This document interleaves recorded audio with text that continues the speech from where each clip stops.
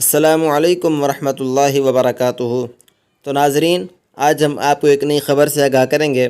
وفاقی حکومت نے عید الاضحیٰ پر 3 سرکاری چھٹیاں دینے کا فیصلہ کر لیا۔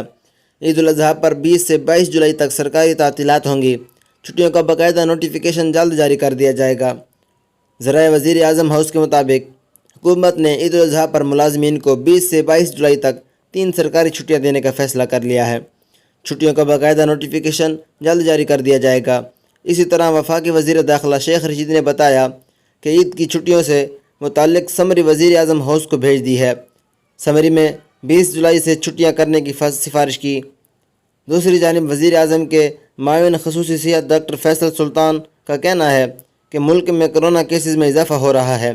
ایس او پیز پر عمل درآمد کے لیے پاک فوج کی مدد لی جا سکتی ہے۔ بڑھتے ہوئے کرونا کیسز کے باعث عید الاضحیٰ کے موقع پر لاک ڈاؤن اور سمارٹ لاک ڈاؤن کا استعمال کیا جائے گا۔ تو ناظرین، ایسی معلوماتی ویڈیو دیکھنے کے لیے ہمارے چینل کو سبسکرائب کریں اور بیل آئیکن کو دبانا مت بھولیں۔ شکریہ۔